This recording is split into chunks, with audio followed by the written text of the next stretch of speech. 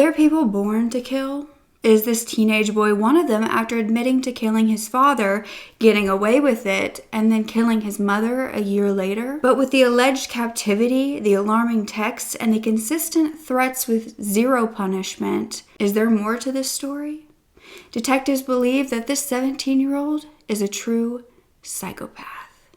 You are such a genuine gem. Thank you for clicking on my video. I upload every single Sunday, so make sure you are coming back to see all the different cases that we cover. But in today's video, we're going to discuss the topic of kids who kill, kids with mental illness, the failures of the long-term mental health facilities that are supposed to be helping these families, as well as deep diving into the work of a neuroscience professor and her beliefs on the characteristics of true psychopaths, how that connects to this killer, as well as who she believes the most psychotic serial killer to ever exist has been. Make sure you're listening because this is going to be a long and wild ride. But first, I want to thank our sponsor, PDS Debt. PDS Debt is a service that provides you with debt solutions tailored to your personal financial situation. So anyone with $10,000 or more in eligible debt qualifies with no minimum credit score. If you're sick of making payments every single month on your debt and not seeing any difference in your balance going down, you can get a free debt analysis right now in 30 seconds at pdsdebt.com/Brooke. That's pdsdebt.com/Brooke. For any of you gems that are struggling with credit card debt, personal loans, collections, medical bills, you don't need that stress in your life. You can find solutions. Just go to pdsdebt.com/Brooke. Now let's get back to the story. So at 15 years old, a boy named Collin Griffith had to call 911 after finding his father deceased. This was on February 14th of 2023 when officers were called to 354860 East 900th Road in Lincoln County, Oklahoma. Charles Robert Griffith was found to be shot once in the head and once in the chest. This 911 call was made by his son Collin, who claimed that he had shot his dad during an altercation because his father had a knife and was cornering him in the bedroom. Essentially, he was saying this was self-defense. 15-year-old Collin was arrested with his affidavit reading that they had probable cause to believe that the defendant, the youth, committed first-degree murder. Now, a special agent with the Oklahoma Bureau of Investigation began working with the Lincoln County Sheriff's Office on this case. It was stated that Collin had been questioned by the sheriff's office, and he stated that he was cornered in that bedroom by his father. He picked up the gun and he shot him twice. However, there were inconsistencies with his statement and evidence on the scene and what he said in the 911 call. So the special agent was brought in to question Collin on these discrepancies, and that's when Collin would ask for a lawyer and he refused to speak. Now, his mother, Catherine, paid his bond and claimed that she and Collin's father, Charles, had gotten divorced. They were undergoing a lengthy custody battle for Collin, so Collin had gone to live with Charles back in 2019, 4 years prior. Catherine said she never saw Collin after that Collin would call her occasionally and confided in her that because he had told his father he was gay, he was not allowed to go to school anymore as a punishment. Collin also told his mother that he was only allowed to eat one meal a day and was isolated at this home for those 4 years. There wasn't many calls made after this between Catherine and Collin, although Catherine tried. Charles was allegedly not allowing communication. But court documents from Charles and Catherine's divorce proceedings showed that Catherine had stated Charles had abused her for decades. The couple had been together for 20 years. They had a son named Christopher, born in 2000. He was already an adult by the time that they had to go through the custody battle, and so the Collin was the only one that they were fighting for at this time. They officially got divorced in May of 2020, and then in August of 2022, Catherine asked for sole custody of Collin, claiming that Charles had not allowed any contact since 2019 and that Collin was calling her, saying all of these things and asking her to come and get him. Catherine stated that Charles was alienating Collin from her, telling him negative things about his mother, that Charles was even monitoring and stalking Catherine's social media to find things that would make her look bad to tell her son. The documents showed that Catherine Catherine had told the courts about Collin's isolation from school, and that is when they contacted Collin's online teacher where he was being homeschooled from. And his online teacher claimed that his father, Charles, had harassed and stalked her, and she was suffering from chronic PTSD and was asking the court for a no-contact order. Finally, Catherine had asked the court to force Charles to take Collin to therapy, saying this child may already be suffering emotional, irreparable harm by the father's parental alienation and the emotional abuse of the minor child. However, Charles' rebuttal was that Collin did not want to see his mother at all, that she was mentally and emotionally unstable, that she abused drugs and alcohol during this time, and that he didn't feel comfortable with her. That back in May of 2020, when they officially cut off contact with Catherine, the mother, it was because Catherine had texted her son a written note saying that she was going to end her life. And that is why Charles said they stopped all communication. Charles said Catherine only had called Collin before this when she was manic, and she even once posed as an adult male on Discord to contact Collin, and she encouraged him to run away through this. So this custody battle was still ongoing when Charles was found dead. Ultimately, Collin's first-degree murder charges in the death of his father were dropped after a month. Prosecutors claim that after evaluating the evidence and the possible theories, they could not rule that he didn't act in self-defense. In March of 2023, Catherine, the mother, regained custody of her son, who is now wearing an ankle monitor on parole, and he moved in with her in Florida. Around this time, after the death of Charles, Catherine had posted a compilation on Instagram with photos of Charles and her and Collin, and as well as Charles' gravesite, and she captioned it, "We broke the pattern, but the pattern still broke us all into pieces. I still don't regret leaving. I regret not leaving sooner." This entire time, Catherine did not look at her son as any sort of monster or murderer. She really had faith in her son. Being able to have him back in her arms was a miracle to her. She felt as though he had been pushed to the point of acting in self-defense. But 6 months later, the school that Collin had started going to in Florida had an officer there. And this officer would call the sheriff's office to ask for a mental health check at his home. So on September 11th of 2023, an officer arrived at their home on Astoria Avenue, and they began talking to a now 16-year-old Collin. And Collin would tell the officer that he and his mother had gotten into an argument that morning, and that his mother, Catherine, had pulled a gun on him. Collin said that his mother threatened to kill him, and then she asked Collin to take the gun away from her to kill her. Shocked, the officer took down this statement and then went to the mother, Catherine, to get her statement. Catherine would claim that none of this was true, that Collin was simply mad at her for taking away his phone and his AirPods because he was failing classes at school. However, she wasn't angry at her son for allegedly lying, as she was saying. Catherine would tell the officer that her son had severe PTSD because his father held him captive for 1,041 days without human contact. But Catherine was listened to during this time by the officer. And so they realized that Collin may have some serious mental health issues. But because of these allegations made by this son, who had been believed to have killed his father prior, the officer decided to place Collin in protective custody with Child Protective Services. This was under Florida's Baker Act, or the Florida Mental Health Act. Now, this act focuses on crisis services for individuals with mental illness, much like an ER for a medical emergency. So under Baker's Act, these individuals are taken to a facility for involuntary examination. And there are 3 reasons why this can occur. And one, if this person is believed to have a mental illness, and due to that illness, they're unable to determine if examination is necessary. The second reason this might occur is if an individual is unlikely to care for themselves, and this can result in substantial harm to their well-being. well-being. The third reason is if this individual has shown that their recent behavior without treatment can pose a serious threat to themselves or others. But the Baker's Act can only provide a 72-hour temporary hold for the mental health examination. So this does not guarantee a long-term placement. In fact, after 72 hours, they must be released unless they are charged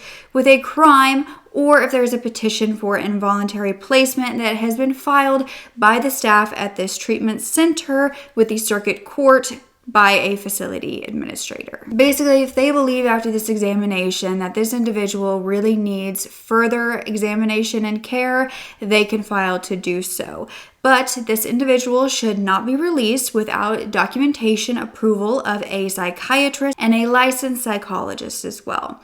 If they are deemed not to be a risk to themselves or others, the treatment facility must release them. So for the next 72 hours, Collin would be held in protective custody at a mental health facility.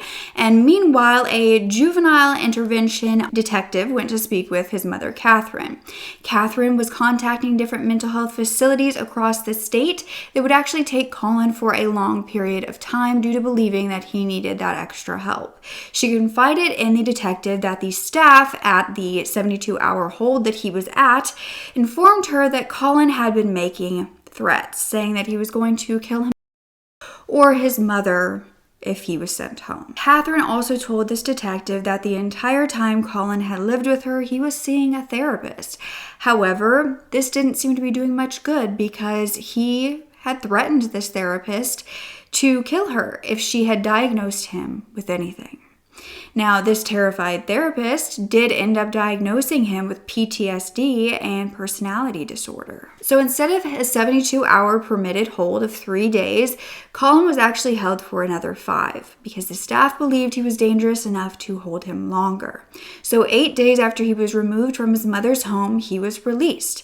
However, only momentarily, because as he was walking out, he told the staff, "I will kill myself or my mom if I go home.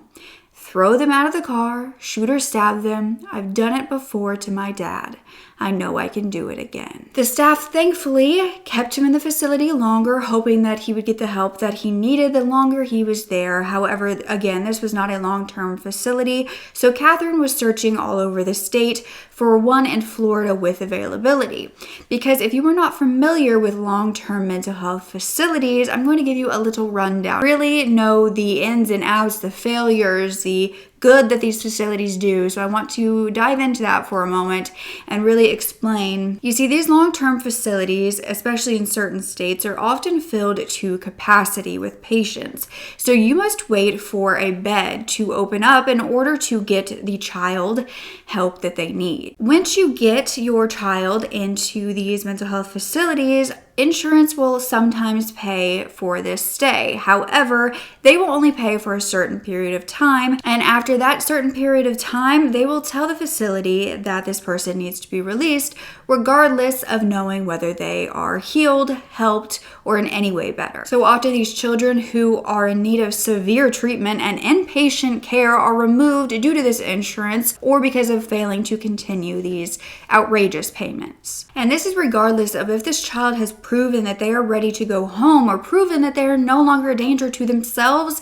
and their families. They are returned to a normal home right after needing 24/7 immediate attention and often, quite likely, a strong dose of sedatives that are often used at these facilities. So they are then returned to this family who has no formal training on how to deal with these mental health issues. Now, this is a very common horror, a thing that happens to families of children who have been diagnosed with reactive attachment disorder. Now, a reactive attachment disorder is a lack of connection with a caregiver. It's often seen in foster children, adoptive children. It can be seen in anyone if they just don't have a connection, they didn't have a stable upbringing to fully develop in. this can be a huge trauma that follows them for the rest of their life and fully impacts their mental health. So these facilities are often made up with children and teens who have been born with mental illnesses, who are too difficult to deal with for the average parents, or children or teens who have been placed through a certain amount of abuse and neglect. So these are children who are in desperate need of help, and often families who have this desperation to get them that help because they too are terrified of what this child is going to do to themselves or others. So while these long-term mental health facilities get the patients the help that they need and the families the relief that they deserve, it's often short-lived, with the previous behavior returning as soon as they are back in that prior environment. And this prior environment can be one of abuse, trauma, neglect that could cause this trigger to, again, bring up this very scary behavior. But there are other previous environments that are full of safety, of love, of care that also can regress in their behavior after a facility as well. It has been seen with either type of environments that these children really struggle after being in these long-term care facilities because they go from having a structure, a routine, hands very available to them, attention all of the time, to a lack of all of that. No matter how caring the parents are, they are not a mental health facility. And homes are not meant to be mental health facilities. They are not full of trained professionals with knowledge on holds that keep the children safe, access to sedatives, and proper medications. So just like with adults who integrate back into society from prison or Marines from the war, the adjustment period is difficult, to say the least. Yet often all of those categories, the inmates, the Marines, the patients, are left to their own devices and just sit back out into the world. And for the patients who are children, that means their families are also left to their own devices as well. Thankfully, Catherine did find a long-term facility near Jupiter, Florida for further treatment. And so Collin would spend the next few months at this long-term facility before he would be returned to his mother. Now, so 2 months after the 72-hour hold in November of 2023, when Collin was back home, a 911 call would be made from Catherine's home on Astoria Avenue. The caller would claim that she had just witnessed her grandson attack his mother. Collin's grandmother would tell the police that while they were eating, Collin suddenly pulled his mother's hair, kneed her in the groin, began pushing her to the ground and stomping on her. The police arrived and Collin claimed that this was self-defense, just like with his father, but his grandmother, who witnessed the entire thing, claimed otherwise. Now, Collin was arrested for domestic violence at this time, telling the police that he beat his mom because she had taken his video game privileges away. This time, his mother wouldn't grant his bail. Collin would end up telling the deputies in jail that if he had to get in the car with his mother when he was released, he was going to kill her. When Catherine was informed of this, she said she didn't think he should come home because she didn't feel safe with him coming home saying these things. So about 3 months later, in February of 2024, Collin was back with his mother under a no violence contact order, meaning that he could live with her, but violent contact was forbidden. This is about as helpful as a restraining order. But he would then run away to his grandmother's home. So on February 14th, 2024, a year after his father was found dead, Collin was found after running away and turned over to the Department of Children and Family Services before being reunited with his mother. Again, he said he didn't want to be with his mother and would use any force necessary to avoid it, including killing her. Still, he was reunited, and in May, he graduated from high school, or was an alternative school that he was going to, and he began community college. For his graduation present, his mother bought him a $26,000 2024 VW Jetta. Catherine's Instagram showed many photos of the mother and son going on trips together. They appeared to have a good relationship on social media. But as we all know, social media is not the truth. 7 months later, another 911 call would be made by a caller who had practiced telling the dispatch what he had done. A now 17-year-old Collin would tell them, "I've had a very, very long fight with Mom, and she fell on a knife, and she's bleeding from the neck." This was on September 8th, 2024 at Collin's grandmother's home in Auburndale around 6 p.m. This was at an age-restricted mobile home park, at the Hamptons Gold and Country Club. And when deputies arrived at the home, they found Collin covered in blood. However, his demeanor was stated by detectives to be cool, calm, and collected. He told the police that his mother had lunged at him with a knife and then fell on it, causing a deep stab wound in her neck. However, neighbors would come out to tell the police that they had been witnesses. They told the police that earlier that day they had seen Collin open the door of his grandmother's home, and there were a few arguments that he was having with his mother. The next thing they saw was Collin pulling his mother inside by her hair and her repeatedly asking him to let her go. The neighbors said that they were friends with the grandmother and that they knew that she had a troubled grandson because the grandmother was always talking about the fact that he had problems. So investigators would find that 2 days prior to this, Collin had driven to his grandmother's home after he and his mother Catherine had gotten into a fight about chores. Now his grandmother was out of town, so his mom went to check on him as he was still a 17-year-old and in her care, so she arrived around 4 p.m. 2 days later on the day that she would be found murdered. It was only 2 hours later that 911 call would be placed, and the alleged murder weapon, a bloodied knife, was found at the scene. It was 12 inches long.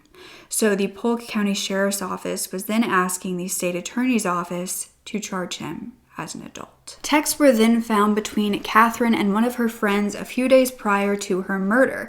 Catherine had texted, "Hey, please do not let Collin or the police into my home. I'm not opening my door, and according to my attorney, they have no authority to make me speak with them or to come into my house. Please don't come down and try to come in because they will follow you in if you unlock my door. I'm safe, I'm fine. Collin just hates me, and honestly, I'm tired of this crap." Her friend responds, "Where are you? And how am I going to stop him?" Catherine says, "Don't give him the keys. I'm home in my room." She then said, "I'm going to sleep. I placed the bookshelf on the wall, weed-eated the backyard, and cleared out Collin's room. I'm exhausted and reading a book and sleeping." Now, the day of her murder, Catherine texted her friend, "Hey, if Collin texts you again, please tell him he needs to come home. He's violating his probation, which he is supposed to be off of as of October 6, 2024. But now he will never be because I'm meeting his probation officer Monday morning if he doesn't come home today by 10 a.m. He knows the time deadline and he's choosing to skip it and hide at my mom's house in Polk County, which is also a violation." She later says, "Police will be here shortly to take a report for running away. He won't listen. Even Detective Redacted told him and he won't come home. I'm going to drive to get him, and if he doesn't get in the car, then Polk County can deal with him." The medical examiner would then confirm that Catherine had died due to a deep penetrating wound in her neck, but found that it was inconsistent with an accidental injury. She had been stabbed so hard that the knife went all the way through to the back of her neck. Sheriff Grady Judd in Florida, who is now involved in the murder of Catherine, began to wonder if the police in Oklahoma did all that they could when Collin's father was killed. If Oklahoma had acted differently, if Catherine would still be alive and well today. He began to believe that the murder of his father was not in self-defense. Now, one of Catherine's alleged ex-boyfriends that she had after her divorce was a man named Richard. And we know this due to the fact that Richard is actually a YouTuber, and he has since posted a video about what it was like to date Catherine, what it was like meeting Collin, and his opinions on the entire thing. I thought it was very insightful to kind of hear from someone who witnessed all of this behavior and this family dynamic. This is a little snippet of what he'd said.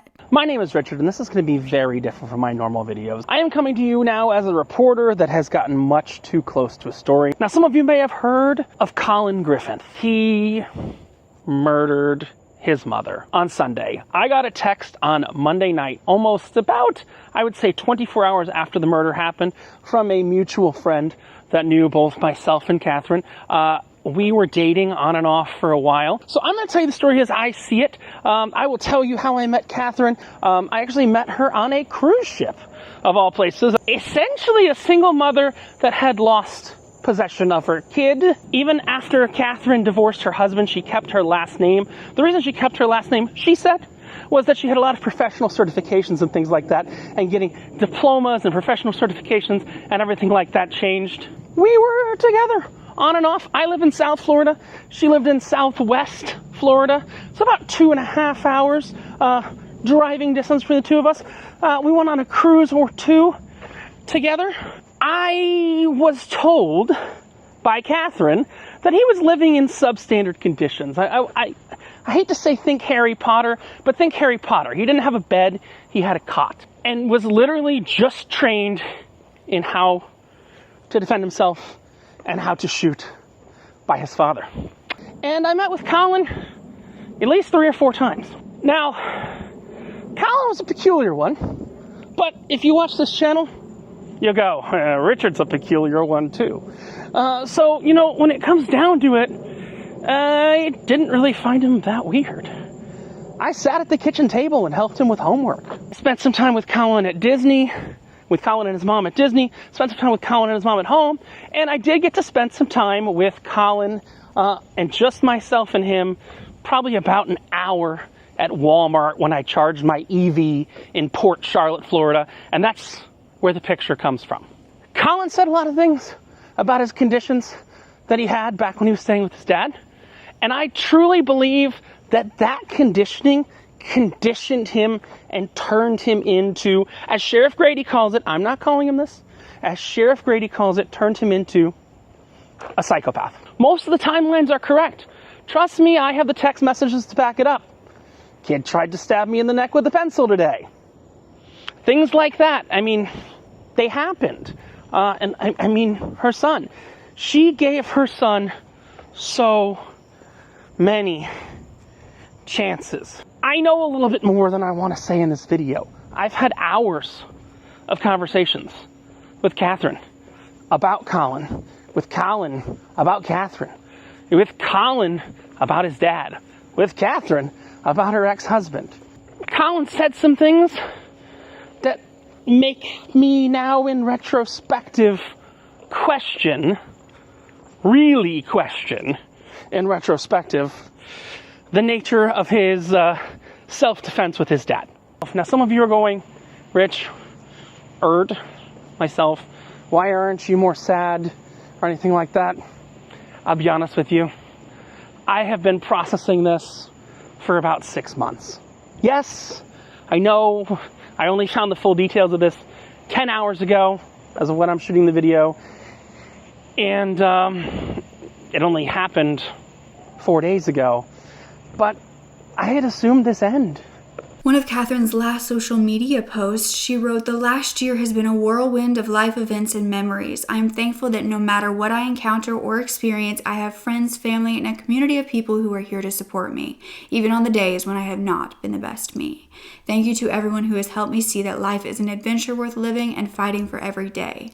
Life lessons are just those, lessons. I've learned some of the hardest lessons in my 30s, but I'm vowing that my 39th year will be a year of living life to its fullest."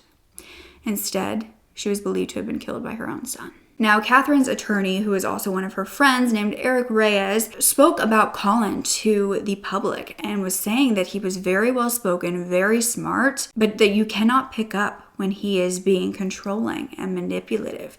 You can't see that he is basically a murdering psychopath. He was saying that his mother Catherine's love blinded her from seeing the evil in her son. Unfortunately, it's unconditional, the love of your child, but it cost her her life in this case. Now, there would be a press conference announcing the murder of Catherine by her 17-year-old son, and Sheriff Grady Judd said that Collin shows zero remorse and is a dangerous human being. He was saying, when you look at this boy, many will see a kid, but he sees a psychopath. Hello everyone, thank you for being with me today. I've got 2 items that we're going to go over, and the first one that I want to talk about is a murder, a cold-blooded murder of a 39-year-old mother by her 17-year-old son. And it's not just a singular murder, but as we got into the investigation, we found that about a year and a half, maybe a year and 8 months, 9 months earlier, he murdered his father. September the 8th, which was this last Sunday, when we got a 911 call from Collin Griffith, who's 17 years of age. He didn't say she killed herself, said he's bleeding from the neck. So our 911 operators appropriately were giving him instructions on how to do life-saving techniques.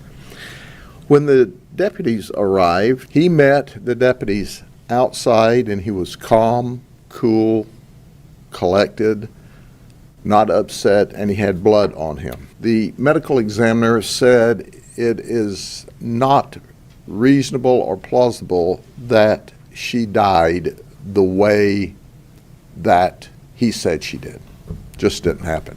Collin is about 6 foot and 160 pounds. 12th of February in 2024, he has an argument with his mother, and he runs away from Charlotte County and comes back to Auburndale. We got involved in this on the 12th of February, and the grandmother said, hey, we don't feel safe with him around. So our deputies who found him up here as a missing persons reported in Charlotte County turned him over to DCF. So they didn't make him go home on the 14th, but about 2 weeks later, in March of 2024, they reunite Collin with his mother again. Everybody's calmed down. So now we're to the fateful day on September 8th. Our investigation clearly and unequivocally showed that that circumstance did not occur like that. In fact, he used similar language to when he made the 911 call, 18 or 20 months earlier. It's important to understand, when you look at this, you see a kid. When I look at him, I see a psychopath. I see totally erratic behavior. Point that he's already, at 17 years of age, shot and killed his father and got away with it, and stabbed his mother in the neck so hard that the knife went all the way through and was to the back of her neck. And she died there. Now he's killed 2 people and killed his mother and father, and I can assure you, beyond and to the exclusion of every reasonable doubt, based upon his conduct, had he gone to live with his grandmother at the end of this and she crossed him, she would be next. He's violent, he's dangerous, he showed zero remorse when he was being interviewed. In fact, when we attempted the interview, he met the original deputy in the front yard. And he didn't say, Mom's in here, Mom's bleeding to death, Mom needs help. He looked the deputy in the eye and says, I know my rights, I want an attorney. Zero emotion about, hurry up, help Mom, she's bleeding, she's got a problem. And we have him securely locked up. We are working with the state attorney's office. We're putting the rest of the investigation together. We have began to talk to some of the family, which has confirmed that he is a dangerous person. How violent and how dangerous he is, it makes you wonder to what extent and what depth of investigation was done, because they released him from that murder charge that was lodged apparently within a month or so, because they were shipping him to his mother that quick. Was there anything else that could have been done? Because had Oklahoma been able to act, Catherine would be alive and well today. But because she took him and tried to do like a mother should do and take care of him, she's now dead. Everybody that's special, should be special to him in his life, is dead when they crossed him. We looked inside the house. He said there was a protracted fight. The home is neat and clean and no evidence of any kind of a large fight or a long fight, as he said. But listen, when you finish all of this, what I call sociological positioning, nothing gives you the right to unilaterally stab your mother and kill her.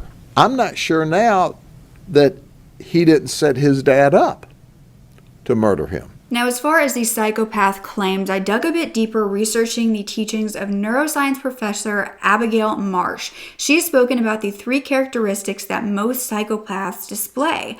And she said that, of course, some are on the spectrum. Some have a capability of showing care about other people. Professor Marsh has explained that much of what we know about psychopathy now stems from the work of a man named Harvey Kleckler, who wrote The Mask of Sanity.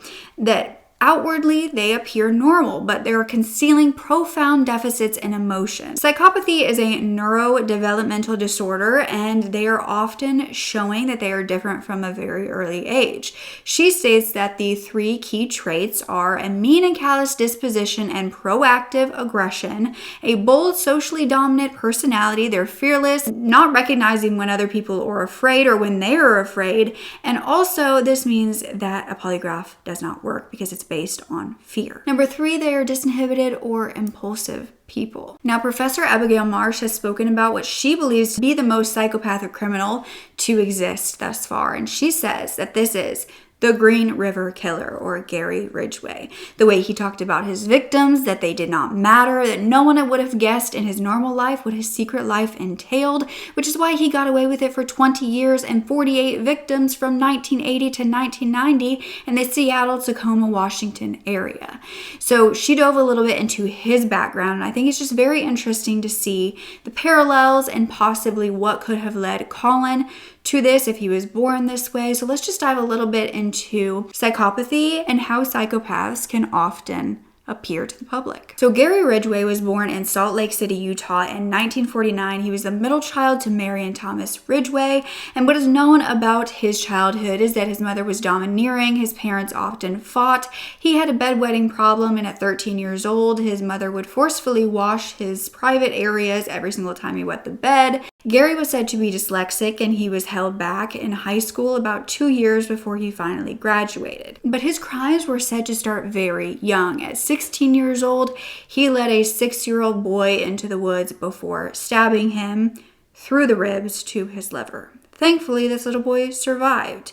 So at 21 years old, Gary went on to marry his high school sweetheart. He joined the Navy and boarded the supply ship, and that's when he began to hire sex workers. He would contract an STD due to this, and then his wife would say that she had actually cheated on him, and so the marriage soon ended. Now, Gary's second wife said Gary was very religious during their marriage. He insisted that they follow the strict teachings of their pastor. He would often cry during sermons and after, but he also once placed her in a chokehold, and he wanted her to have sex in public places, and those public places would later be revealed to be his dumping grounds. And so with his second wife, he actually had a son. Now, among his 48 victims, they would be found to all be sex workers. He would show pictures of his son to these women to trust him, and so after this sexual activity, Gary would wrap his forearm around the front of their necks and strangle them.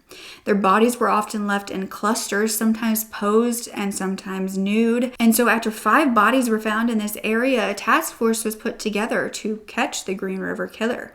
Gary Ridgway ended up being arrested in 1982 for charges related to prostitution, and the next year he became a suspect in these killings. So when signs began pointing to Gary Ridgway, he was given a polygraph test, which he passed, which, as we talked about with the work of Professor Marsh, this can be something that is very easy for psychopaths to pass due to the fact that it is based on a fear response, and psychopaths do not have that fear. But in the investigation's eyes, this showed that he did not have any connection, and they didn't have any other evidence against him. They even searched his residence in 1987 and found no evidence. But Gary did give his DNA. However, at this point in time, it could not be tested. So it was a split opinion, really, with the investigators and the public on whether Gary was the killer or not. But a decade later, investigators believed that the killer had stopped. And then the DNA that had been collected from one of the victims could finally be tested due to the improvements in the technology. And this provided them with a match to none other than Gary Ridgway. So they began surveillance, and they arrested him in 2001 for an estimated 65 murders. But Gary would confess to 48, giving details on each one, and he even agreed to show investigators where some of the bodies they hadn't found were located. Though in total, he would admit to having so many kills that he lost count. During an interview, Gary would say that people called him evil, the devil, Satan. He was confused about this. He also then gave a number of 71 murders he believed that he committed. He would tell defense psychologists that as a teen, he had conflicting feelings of anger and sexual attraction towards his mother and fantasized about killing her. And also the fact that his father was a bus driver and he would often be on that bus with him, and his father would often complain about sex workers on the route. Gary would say that he would often return to the dumping sites to sexually engage with the bodies, but said that it wasn't because it was more sexually satisfying, because it reduced his need to obtain a living victim that would possibly get him caught. So he just went back to the old victim. At his dumping sites, he said that he would leave DNA of other people with gum and cigarettes, and he was even transporting different bodies to Oregon to throw off police. He said all this very calm, very collected. He then said with his third wife, he truly loved her, and that once they were married, he only killed 3 people because of that love to her, which is why the murders had appeared to have stopped. Detective David Reichart, who worked the Green River Killer case, would say he's not from Mars. He came from our community, our neighborhood. He grew up right here. And that's the scary part. He was given 48 life sentences after pleading guilty in order to avoid the death penalty. But does a psychopathic serial killer give a glimpse into what Collin's future could have been if he hadn't been caught? If he kept using the self-defense claim? Was the fact that he was a teen part of the reason why it was so easy for him to get away with his alleged father's murder? But many people do believe that he had purposely, maliciously killed his father as well. Collin is being charged with first-degree murder of Catherine Griffith and kidnapping and violation of a no-violence contact order. And the Oklahoma District Attorney's Office have said that if sufficient evidence is presented, they can reopen the case of the death of his father. But with 0 witnesses in that case, do you think they'll be able to beat the self-defense claim for Charles' murder? Was it self-defense? Is this boy a psychopath? I do find it very interesting that he tried the self-defense twice, and that he was so very prepared about what he was going to say on the 911 phone calls. He had just murdered, seemingly, whether it was self-defense, whether it was just in the heat of the moment, a crime of passion. It seemed as though this was something that he had snapped, and both of these things had occurred within an instant. And yet he was able to call 911 both times, very calmly tell them what was happening. And that wasn't just a shock, because that kind of behavior continued throughout the investigation. When officers arrived there during interrogations, and this entire time while he's talking to deputies and different people, he has never wavered in his very calm behavior and his seemingly lack of care of what has occurred, and the fact that he has now, if you don't even think of him as a killer, if he has now lost his mother and his father, and he seems completely unfazed by this. I truly hope that you learned a little bit about long-term mental health facilities, about psychopaths, about the Green River Killer, as well as about Collin Griffith. We should really keep an eye on this case, see what happens, and make sure we just keep an eye on this individual if he is not locked away for a very long time. I think the hardest part for me to stomach is the fact that so many times he told all of these people, if I'm sent home, I will kill my mom. I'm going to kill her if I'm sent home. He said it in every way he could, as much as he could.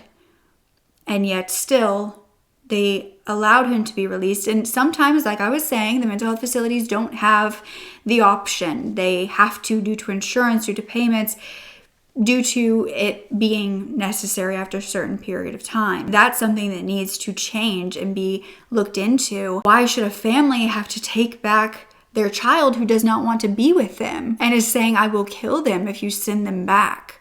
Why would that ever be the right decision? And yet it's what happened multiple times here. I do have a Kids Who Kill playlist if you would like to get into that down below. And I also have a foster and adoption horror story playlist that I'll link for you as well, because I dive more, into the long-term mental health facilities, into reactive attachment disorder, fetal alcohol syndrome, and kind of give you more of an insight into that world than I think a lot of people know unless they have experienced it. So I love you so much, and if you're watching till the end, I'm going to give you a little secret that there is something coming in October. You should be so extremely excited, and just make sure you're coming back every single Sunday. That's all I'll say. Don't forget to speak up. Your voice is powerful enough, and I love you to absolute pieces. Okay.